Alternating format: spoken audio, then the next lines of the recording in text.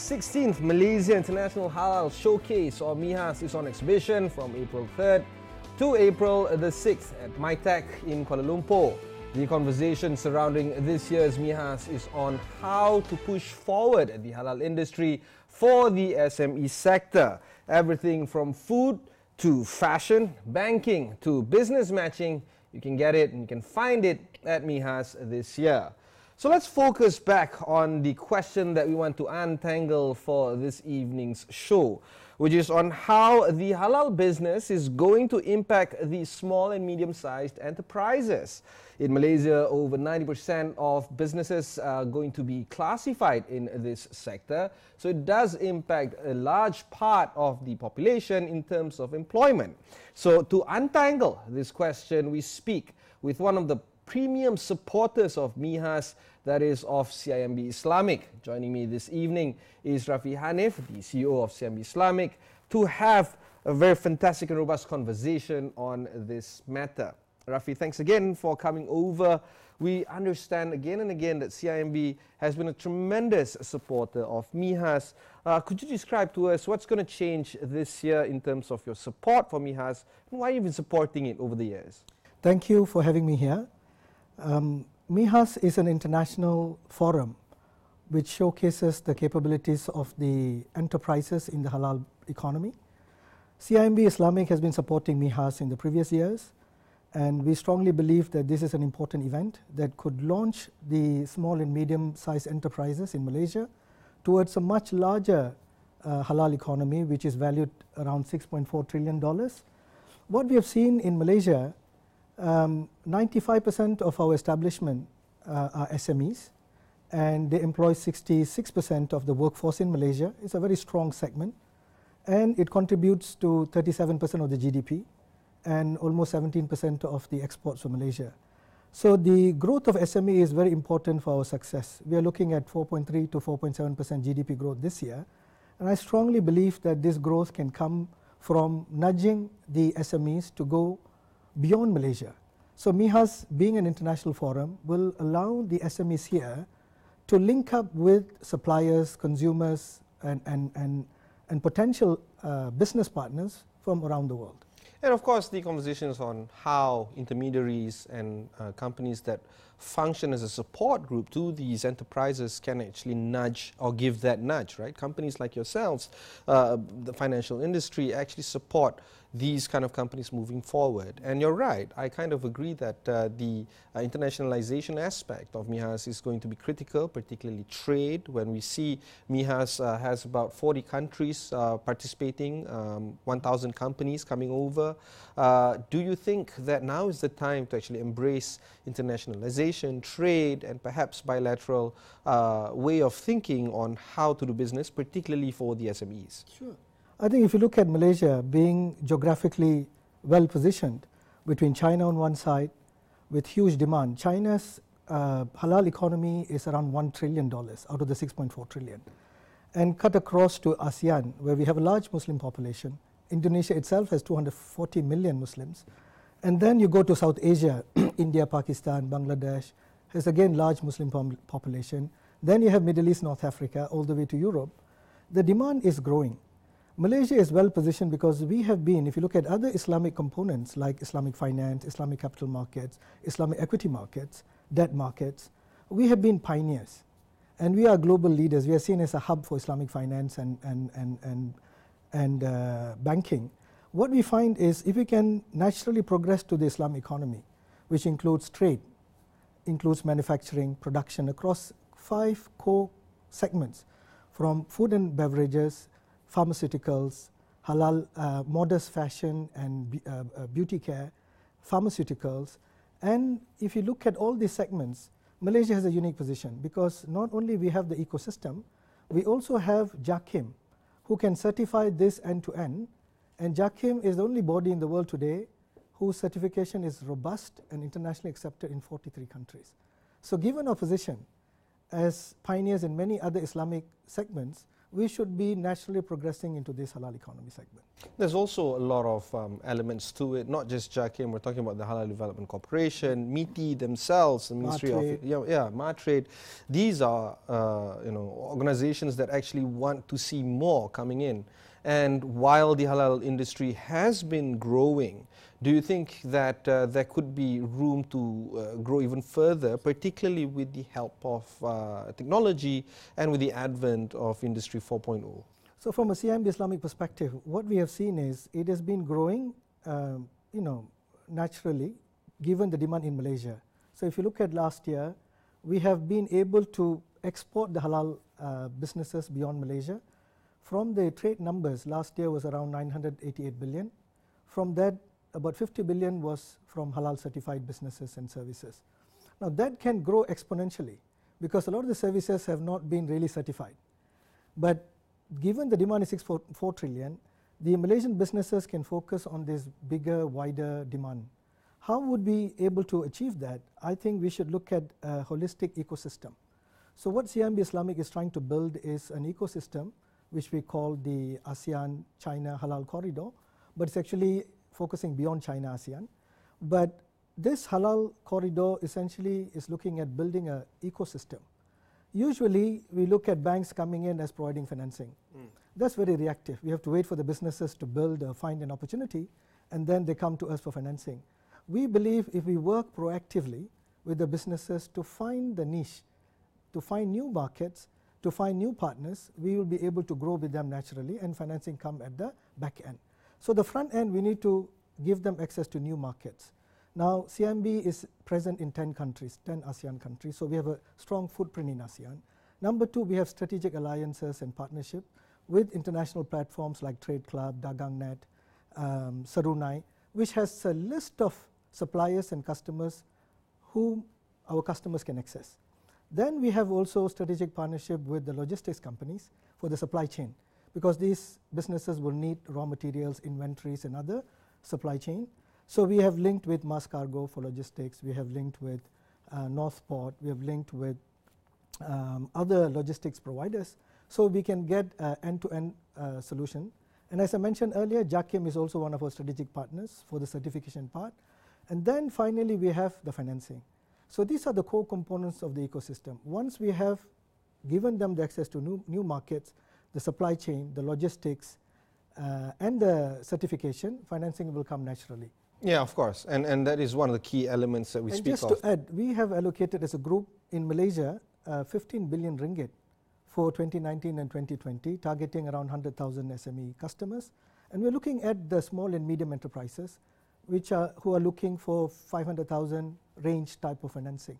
So we are really targeting the small and medium enterprises who are looking at capital to grow and to access not only Malaysia but beyond borders. So this 15 billion ringgit has been earmarked for SME development for 2019 and 20 for the CIMB group in Malaysia. Would that mean regulations would be a little bit more lenient compared to other way of financing? No, this is more focused. We have a list, as I mentioned, we have these sectors that we have earmarked, the 5 sectors I mentioned, and we will be targeting this list of customers who we believe that has got the scale and the capacity to go beyond borders, and these funds will be targeted, and we are going to build, we have allocated about 2 billion ringgit to make this process, the whole process seamless and painless for the customer, so that the approval process could be expedited. We will be able to respond much faster and give them the depth that they need in order to grow their business. And we spoke about a bunch of sectors just now, for fashion, food, you name it, right? But there must be some sectors that you are actually looking forward to grow even further with regard to halal business. Would, for instance, cosmetic and fashion, or even healthcare and health tourism be one of those? Absolutely. If you look at F&B and beauty care, beyond cosmetics is beauty care. So we have seen a lot of companies in Malaysia have halal beauty care products. Now, if we can get JAKIM certification beyond Malaysia, as I mentioned, 43 countries recognize, we just need to use MIHAS as a platform to give them access to the players or the buyers in different markets. Halal fashion, for example, from tudung to other modest dresses, can be expanded to Middle East, for example, North Africa, to Europe. There's a bigger demand in those countries for halal fashion. So we believe that Malaysia is uniquely positioned because we've already been leading in many other Islamic economic segments, and this halal economy is a natural progression. And I think the timing is right to build this ecosystem so our businesses can actually leverage on it and find partners through MEHAS and other events. The idea is through our trade or partners, we will be able to bring our customers abroad for international fairs and give them access to new markets. So there is no particular segment which is preferred for us. We are looking at all these 5 segments. If it happens to be more customers coming from fashion, that will be a bigger pie, a bigger chunk of the pie compared to other segments. Of course, the key element is indeed human capital, but we'll take a short break. When we come back, we'll discuss how the talent of the halal industry is going to need support. Don't go anywhere.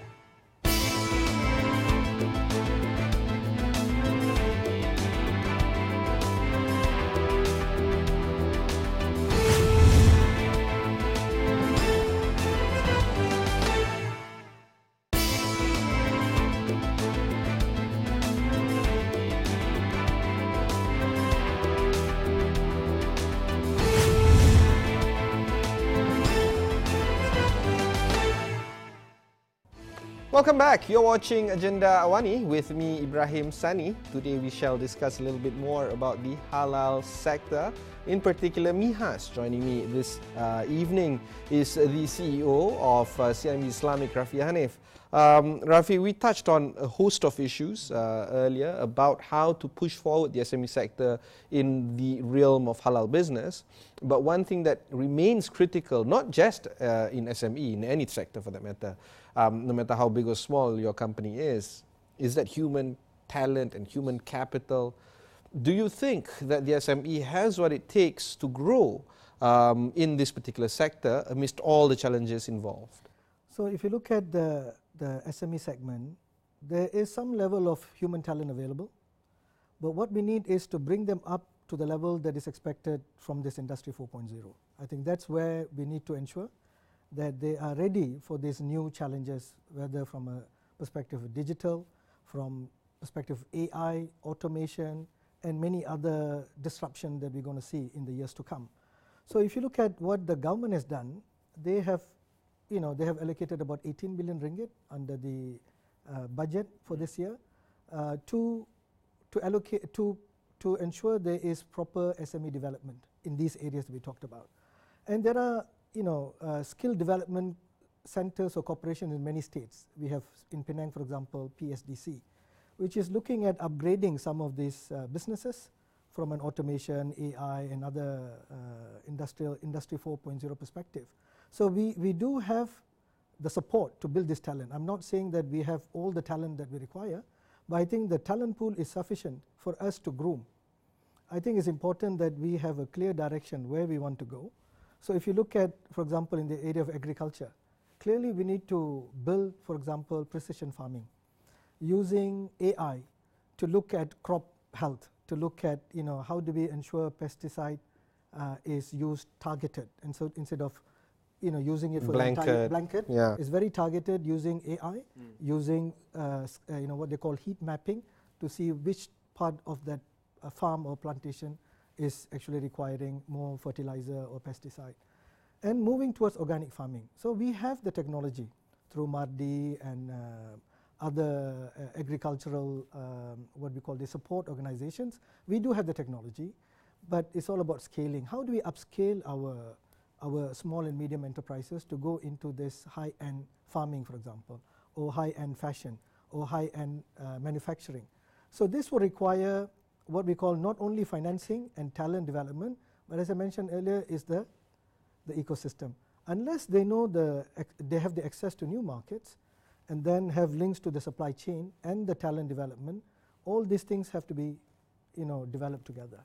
And of course, one would like to argue that proprietors in the SME business tend to have a skin in the game. They are owner slash worker, employee slash CEO at the same time. Do you think that because of the fact that they have a little bit of skin in the game, this would actually act as a catalyst for them to continuously upskill themselves to get that kind of knowledge and competency needed. I mean, every entrepreneur we've talked to, they all want to build their scale. They want to go from reliance on low skilled labor to more automated and high-tech industries. What they don't have is the funding. What they don't have is the know-how, how to go from the low-skill labor reliance to high-tech reliance. Now, this is where I think the government, through the state development corporations or centers, need to give them the training and also provide all the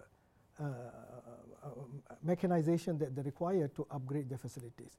Plus, if they have access to markets beyond Malaysia, they'll be able to sell their products and services at a higher price.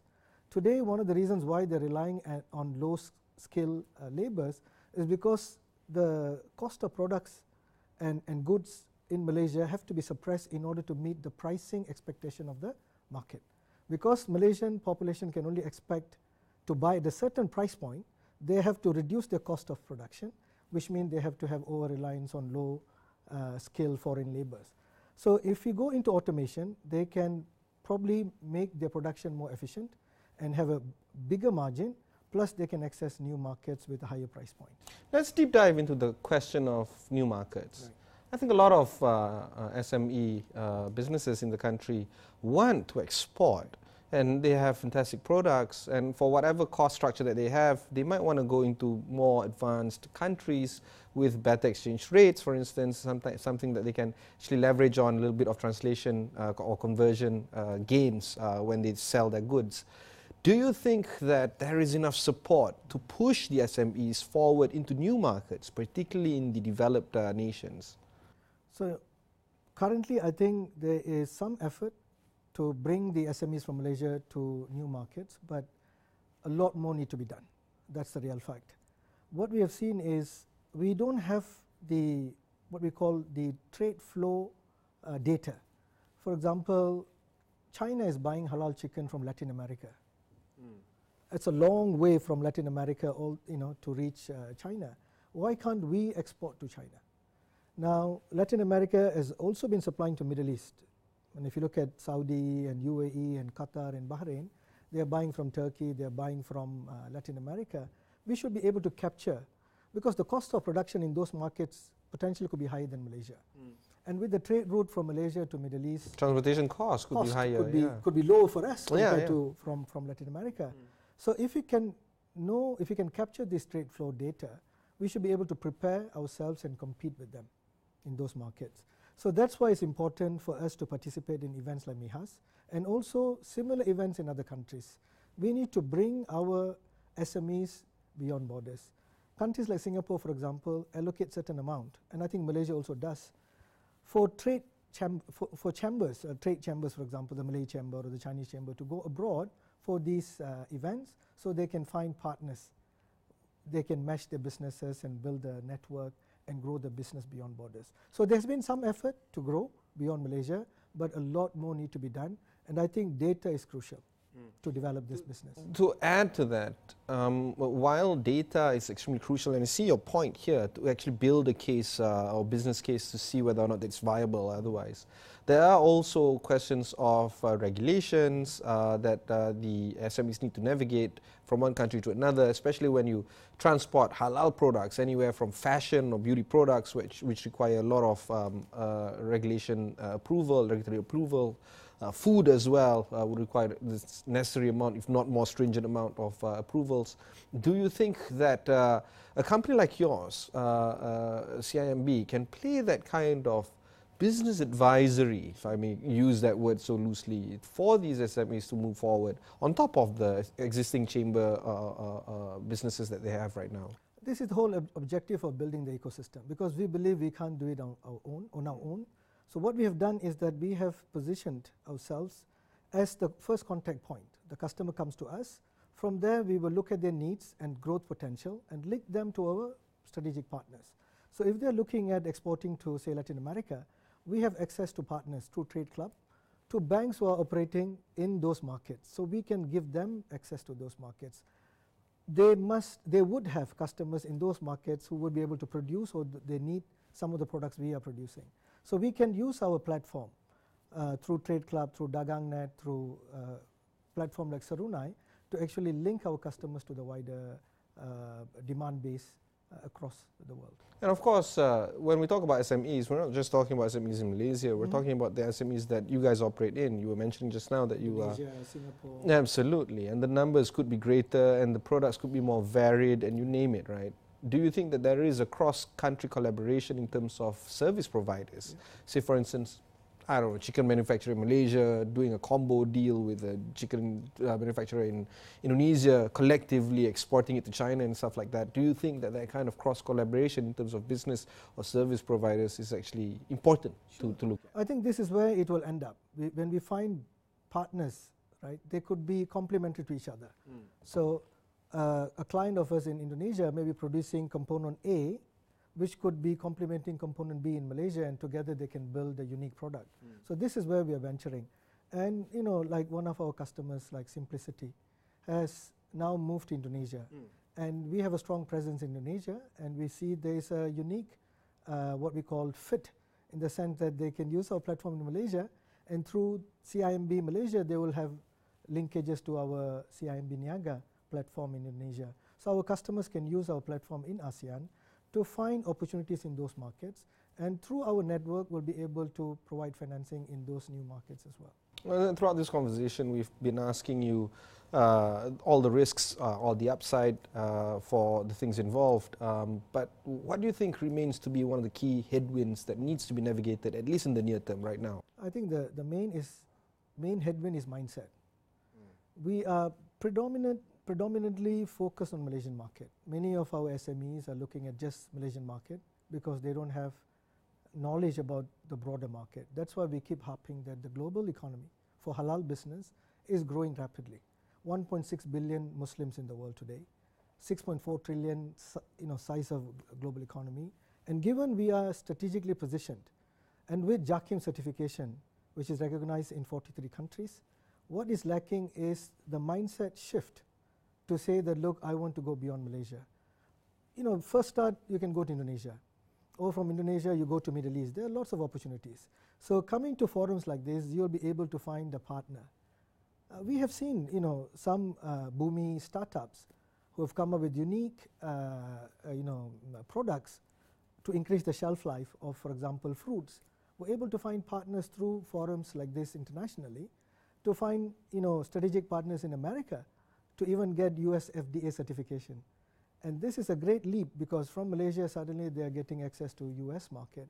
So we have seen these customers with the right mindset able to shift beyond Malaysia. So it's a mindset shift, but I believe... I don't know, I think it's very hard for you to change with the right mindset. Education and role models. That's why we need to showcase some of the Malaysian businesses who have gone beyond Malaysia. Yeah. And then once they see the role model and they have a support from an institution like CIMB Islamic providing the ecosystem, I think eventually the mindset shift will happen. So it's a matter of time. Of course, we have to end this conversation right now, and I think again that change of mindset is actually extremely crucial. Be sure to catch Mihas, visit Mihas right now. It's on exhibition from April 3rd until 6th at MyTech. See for yourself how these kind of expo can actually help your business push forward into new frontiers. Rafi, thanks again for joining us this evening. I've been speaking to Rafi Haneef, the CEO of CIMB Islamic. That's it from me. I'm Ibrahim Sani, and thanks for watching. Thank you, sir.